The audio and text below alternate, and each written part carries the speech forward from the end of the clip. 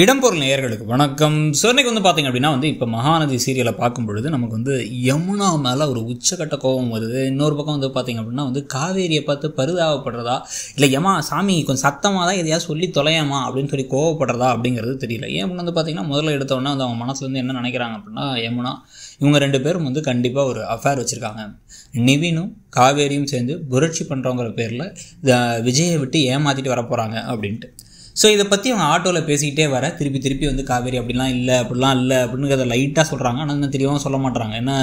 என்ன போய் அப்படி நினச்சியா என்ன அப்படின்னா அதான் தெரியுது, அதான் பார்த்தாலே தெரியுது, நீங்கள் பண்ணுறதெல்லாம் பார்த்தாலே தெரியுது, நீங்கள் பேசுகிறத பார்த்தாலே தெரியுது அப்படின்னு இவங்க பேசிக்கிட்டே வராங்க. ஒரு கட்டத்தில் ஆட்டோ நிறுத்துக்கணும் அப்படின்னு நிறுத்திட்டு யமுனா அந்த பக்கம் நடந்து போகும்போது தான் நமக்கு இன்னமும் ஆத்திரமும் வருது.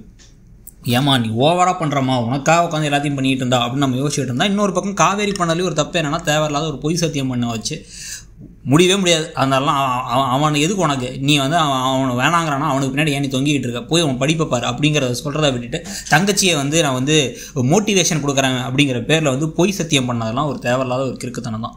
ஸோ இப்போ அதனால் இப்போ நமக்கும் என்னடா சொல்கிறதுன்னு யோசிச்சுட்டு இருக்கும் பொழுதே இப்போ என்ன பண்ணுறாங்க, காவேரி வேகமாக அவங்களும் ஆட்டோ விட்டு இறங்கி இப்போ ஆட்டோவில் பேச ட்ரை பண்ணுறாங்க. இந்த பாரு இந்த மாதிரிலாம் நீ பண்ணிருந்தானே எனக்கு கோவம் அரைஞ்சிருவேன், மூஞ்சிலே முடிக்க மாட்டேன் நான், அப்படியே போயிடுவேன் நான் அப்படின்னு காவேரி பேச. அப்படி தானே நான் போயிட்டு இருந்தேன், எதுக்கு நீ பின்னாடி வந்தானே என்ன நிறுத்தின, எதுக்கு என்கிட்ட பேச ட்ரை பண்ணுற, நான் சொல்கிறேன் உங்ககிட்ட நீ மூஞ்சிலே முடிக்காத, நீ செய்கிற காரியத்துக்கு நீ பண்ணுற விஷயத்துக்கு நீ பண்ணுறது எல்லாமே தப்பு அப்படின்னு சொல்லிட்டு கிளம்பி போயிடுறாங்க. அப்படியே உடஞ்சி போயிடுறாங்க காவேரி. அந்த உடஞ்சி போன முகத்தோடவே கிளம்பி ஆஃபீஸ்க்கு போனால் அங்கே பார்த்தா விஜய் இது எதுவுமே தெரியாமல் ஓவர் நல்லவராக இருக்கார். வேறு விஜய் பாசமாக பேச ட்ரை பண்ணுறாரு. என்னாச்சு அங்கே எப்படி பரிச்சை எழுதுனா அப்படின்னா, எது பண்ணியிருப்பான்னு நினைக்கிறேன், எல்லாத்தையும் நான் புரிஞ்சுக்கிட்டேன், இதுக்கப்புறம் என் வாழ்க்கையில தான் அப்படிங்கிறத புரிஞ்சுக்கிட்டேன் அப்படின்னு ஏதோ பார்த்துக்கிட்டு இருக்க. உடனே இவர் என்ன ஏன் ஒரு மாதிரி பேசுகிற, சரி ஆதார் கார்டு கூட ஒரு அஃபிஷியல் டாக்குமெண்டேஷனுக்காக தேவைப்படுது அப்படின்னு ஆதார் கார்டை ஃபோட்டோலாம் எடுத்துக்கிறாரு. எதுக்குன்னா அதுவும் அவங்க கேட்க கூட இல்லை, அப்படியே மாதிரி டயர்டாக இருக்காங்க. எந்த ஒரு பிரச்சனையாக இருந்தாலும் அதை அப்படியே உடச்சி எறிஞ்சிட்டு மேலே வர காவேரி தான் எனக்கு தெரியும், ஏன் அவ்வளோ சோகமாக உட்காந்துருக்க, என்ன அப்படி பிரச்சனை ஆகிடுச்சு, என்ன இருந்தாலும் என்கிட்ட சொல்லு அப்படிங்கும்போது என் வாழ்க்கையவே நீங்கள் உடச்சி நொறுக்கிட்டீங்களே அப்படின்னு மனசில் வேறு நினைக்கிறாங்க. அவங்க போனதுக்கப்புறம் தான் பார்த்தா இது தெரியுது. அந்த ஆதாரை பார்த்துட்டு அவர் என்ன சொல்கிறாருன்னா, இருக்கும்பொழுது உன் பர்த்டேவும் இந்த மாதம் தானா, எனக்கு இந்த மாதம் தான் பர்த்டே, உன் பர்த்டேக்கு ஒரு வாரம் கழிச்சு தான் என் பர்த்டே அப்படின்னு சொல்லிகிட்டு இருக்கும்போதே அவங்க அப்படியே பார்வை பார்க்குறாங்க. என்ன இத்தனை வருஷம் பழகிட்டுச்சு, ஒரு வருஷம் கூட இருந்துட்டு இப்போ தான் என் பர்த்டேவே தெரியுமா தானே கேட்குற அப்படின்னு சொல்லிட்டு சிரிக்கிறார். சரி இனிமேல் எல்லாத்தையும் ஞாபகத்தை வச்சுக்கிறாங்கிறாரு. இனிமேல் ஞாபகத்தை வச்சுக்கிட்டா என்ன, வச்சுக்காட்டி என்ன அப்படின்னு உங்கள் மைண்ட் வாய்ஸை நினச்சி கிளம்பி போயிடுறாங்க.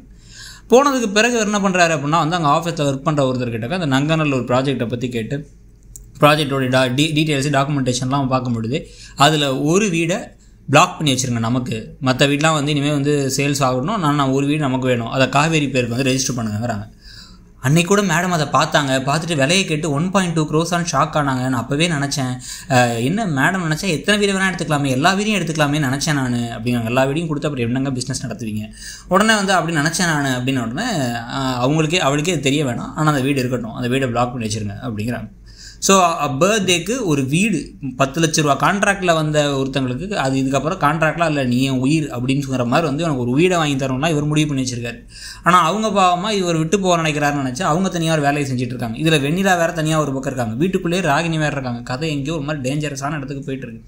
இப்போ இந்த சமயத்தில் என்ன ஆகுது அப்படின்னு பார்த்தா, இந்த கூத்துகளுக்கு நடுவில் வீட்டில் யமுனா ஒரு மாதிரி சோகமாகவே இருக்காங்களேன்னு யமுனாவை கூப்பிட்டு விசாரிக்கலான்னு எல்லாரும் மாற்றி கேட்க அவங்க எதுவுமே பதில் சொல்லாமல் இருக்கும்போது எல்லாத்தையும் அனுப்பிட்டு, கங்கா உண்மையை சொல்லு இல்லைனா ஒன்று தொலைச்சி கட்டிடுவேன், என்ன சொல்லு அப்படின்னு ஒன்றா சொல்கிறாங்க. நிவின் தான் காரணம் அந்த பிரச்சனைக்கு. நிவின் நான் லவ் பண்ணுறேன், ஆனால் அவரை லவ் பண்ணனாரு, அந்த அஜய் ராகினி கல்யாணத்துக்கு அப்புறம் நான் தான் சொல்லாமல் விட்டேங்கிறலாம் சொல்ல. ஒன்றை வேணான்னு சொன்ன ஒரு தம்பிரான் நீ ஏன் தொங்கிட்டு இருக்க, அதுக்கு எது காவேரி மேலே கோவப்படுற அப்படின்னா இன்னொரு விஷயமும் இருக்குது, சொன்னால் நீ ஆடி போயிடுவேங்கிறாங்க. அப்படி என்ன விஷயம் ஏதாவது சொல்லுங்கும் போது இவங்க சொல்ல ஆரம்பிக்கிறாங்க.